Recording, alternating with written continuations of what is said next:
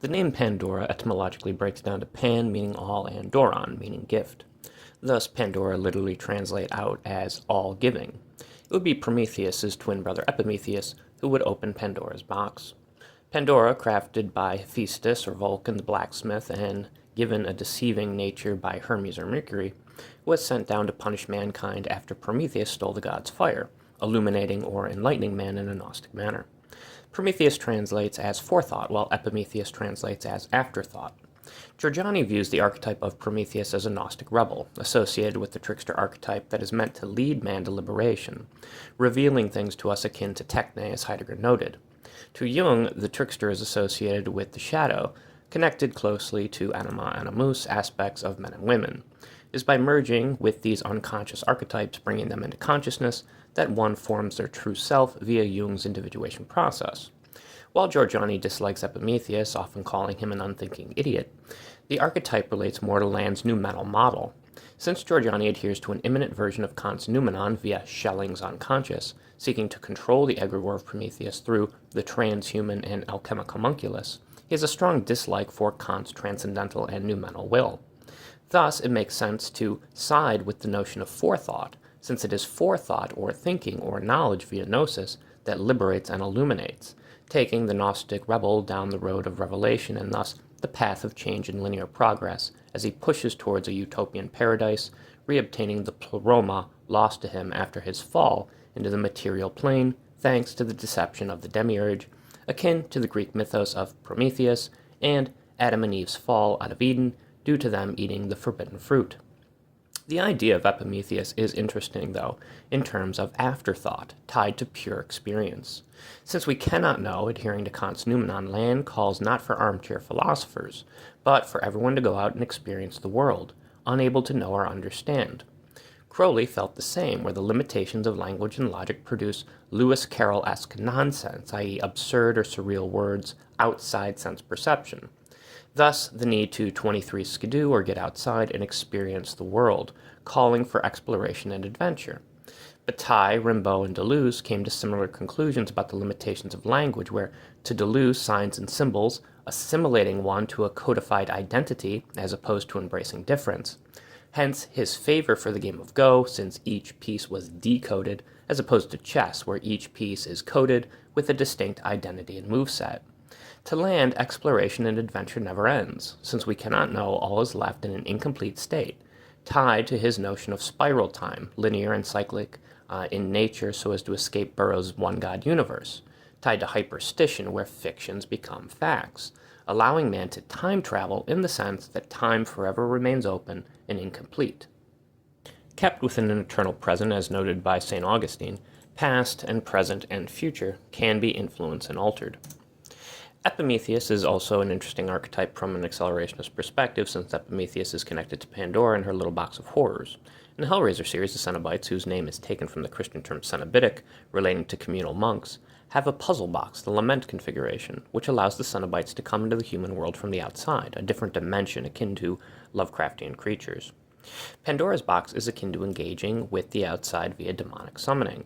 Clive Barker's The Hellbound Heart was a huge influence on Land, leading to his creation of the character D.C. Barker in the CCRU writings, tied to spinal catastrophism and Cathel, linked to the new mental will that, like a Lovecraftian creature, through vampirism and the black alchemical sun, turns us into it, relying upon machinic desire, Deleuze, and ruinous passions and eroticism as noted by Bataille, linked ultimately to a limit experience, which is a theme in Hellraiser itself.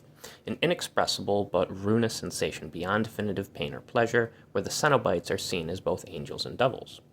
Land also relies upon the mother of all monsters in Greek mythology, Echidna, for the character Echidna Stillwell, as noted in The Origins of the Cthulhu Club, tied to Typhon, her mating partner and their offspring, the Medusa, Cerberus, the alchemic chimera, the Sphinx, who gets Oedipus outside, allowing him to see or know the transcendental truth, causing him to blind himself, lost to a Lovecraftian madness, etc.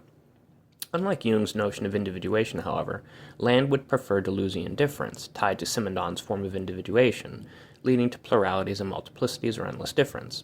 Pandora can link to Echidna as well as the Whore of Babylon and Crowley's system in the sense that they are linked to the notion of the all, or pan, Echidna is the mother of all monsters. Pandora, meaning all-giving, releases all the evils onto the world, keeping Hope or Elpis concealed at the bottom of her box, leaving it unbound for a sense of potential salvation. And the Whore of Babylon, linked to Echidna as a mother figure, tied to the Night of Pan, where Pan is all, whereby one dies so as to be reborn, crossing over the abyss of Choronzon. If Prometheus is akin to an immanent and Gnostic alchemist tied to thaumaturgical magic, then Epimetheus would be akin to a transcendental and theurgical magician, conjuring demonic things into creation from the outside, tied to Pandora's box or the Cenobites puzzle box, linked to both land and Bataille. Epimetheus, like the accelerationist thinker, who does not believe one can truly know Sophia or wisdom, engages in an endless and incomplete adventure as he becomes other, shaped by the outside. Prometheus, oppositely, is to be used to Giorgiani to shape the egregore of the unconscious, which is tied to Heideggerian techne, so as to get it under mankind's control. We can consider the evils Pandora unleashes upon the world akin to demonic summonings from the outside, much how Crowley imminently tied demonic summonings to bringing things up from the unconscious. Only we're seeing it now from a more transcendental scope or perspective. Hyperstitions, essentially, which are brought into being, tied thus to demonic summonings, as discussed by the Gruppo de Nun in Revolutionary Demonology. The difference between forethought and afterthought, or Prometheus and Epimetheus, thus boils down to the difference in possessing either an immanent or transcendental mindset.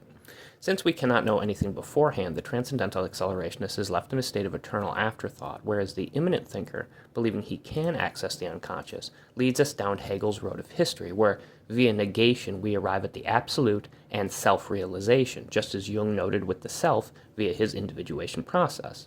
And again, Jung was nothing, of course, if not a talented alchemist with exceptional Hermetic and Gnostic forms of insight. Deleuze, being an immanent thinker influenced by Spinoza, was also a talented alchemist, as noted in Joshua Ramsey's The Hermetic Deleuze. Giorgiani's spectral revolution seeks to unbind techne from the constraints of modern-day science and our limited contemporary technological tools, expanding upon science via science with a P, or the supernatural. Schelling advocated for Naturphilosophie, where nature was to be the yin to Kant's transcendental yang, thus making philosophy whole. In alchemy, twins are of primary importance, linked to the amalgamation of opposites. Derridian deconstruction relies upon the ambivalence of the word pharmakon, poison and cure, to construct endless pluralities and multiplicities in terms of meta-narratives where there is no one grand narrative, destroying structuralism for a post-structuralist perspective, deconstructing Dasein so as to get us back to a state of Sein or being, much akin to a Buddhist manner. Sunyata links to this nothingness as we are beings toward death, relying upon memento moris, tied to the incomplete Enzo circle as well. The Taijitu model, via yin and yang, constructs the 10,000 things from the wuji or nothingness. One must cross Choronzon, the abyss, the nothingness of chaos, so as to be reborn from out the Holy Mother, tied to Pan, the all. Nietzsche's Birth of Tragedy is linked to propagation, right? Birthed into being via juxtaposing the Apollonian and Dionysian. Deleuze relies upon the two prior terms through the repeated act of propagation, such propagation, to create the third term, like the child, producing endless difference.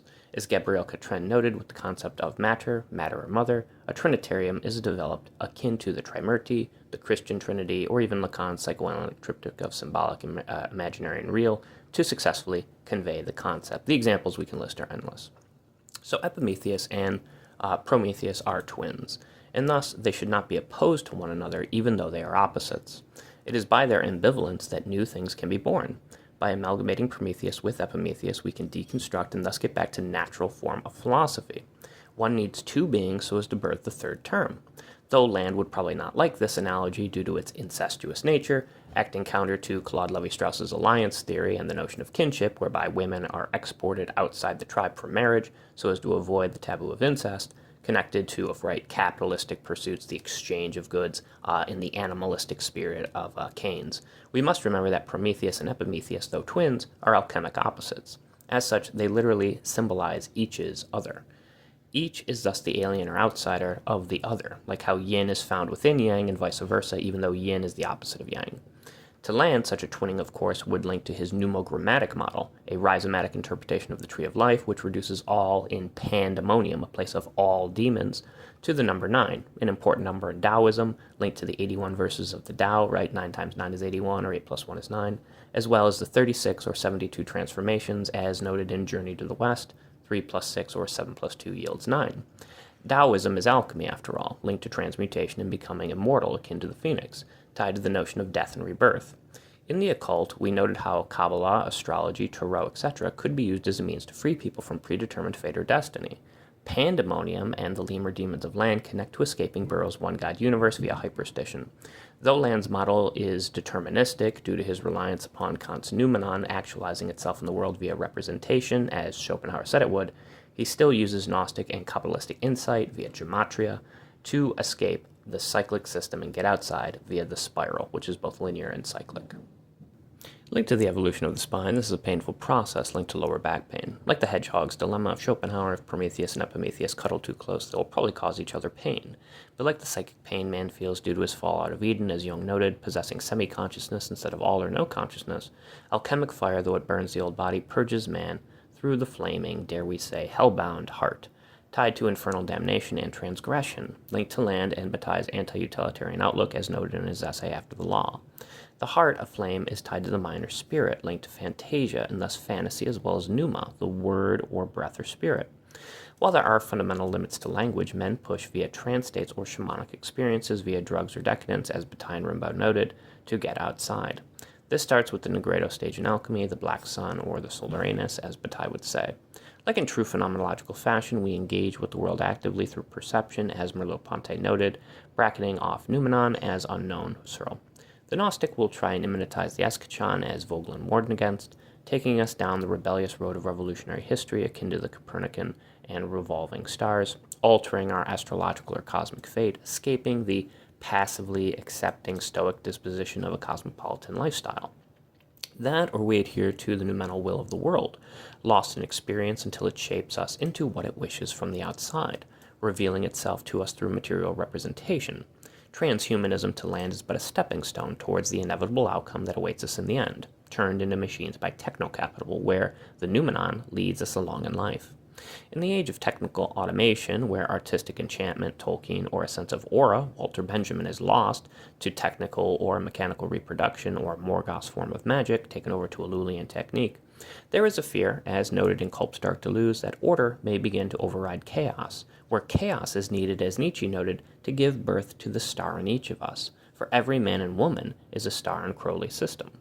Chaos is tied to deterritorialization, the chaos that breaks us out of the egg of becoming, helping us destroy our old world so that we may be reborn.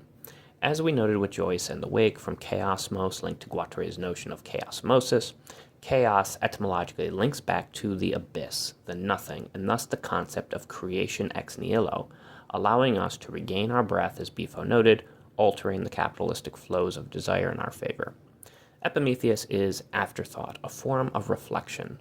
Reflection is tied not to just figures like Narcissus, but relates to the notion of eidolon, connected to the Neoplatonic concept of the algoides, synonymous to Crowley as one's guardian angel or daemonic genius, tied to the words egg and dawn, and thus linked to rebirth and illumination. The merging of Epimetheus and Prometheus for deconstruction purposes seems an entertaining enough idea for those interested in how an internal ambivalence constantly burrs new things into being. Through this, one is endlessly dying so as to be reborn, where one equals all equals none, connected forever to something outside of themselves. But is this form of afterthought or reflection, or a ruinous form of rumination?